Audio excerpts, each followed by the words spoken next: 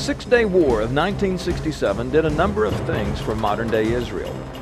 Obviously, the defeat of geographic enemies gave the country its most solid footing ever as a force to be dealt with in the Middle East. And for the first time in a long, long absence, the victory allowed Jewish people to gather at the Western Wall in complete safety and for an emotional celebration. But there was one more thing that happened, something that affects us as we study the New Testament. Once Israel had control of this area, the southern side of the Temple Mount was given over to an archaeological project that would uncover priceless information about life in the time of Christ there in Jerusalem. By 1978, tourists were allowed to walk through these ruins, to climb the steps, and to see a first-century street that still bears the marks of the falling rocks that had once cascaded upon it in the temple's worst hour. Some of the smaller of these stones have been stacked to one side, stones that once were positioned along the top row of Herod's magnificent wall. They are a vivid reminder of the disturbing prophecies that Jesus made during the last week of his life, on the Tuesday before his crucifixion.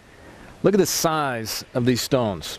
I mean, this is remarkable. The width, the depth, the size of them. They tell us the average size of the smaller stones is like 2.5 tons.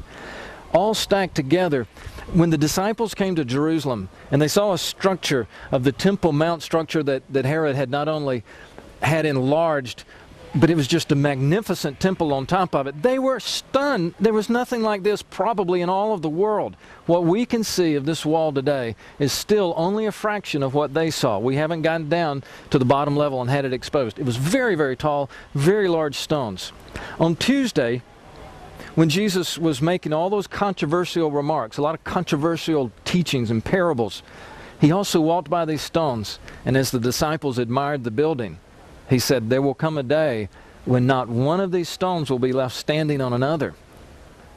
40 years after he spoke the prophecy, the Romans came in the year AD 70. Not only did they burn Jerusalem and destroy it, they knocked down all of the stones.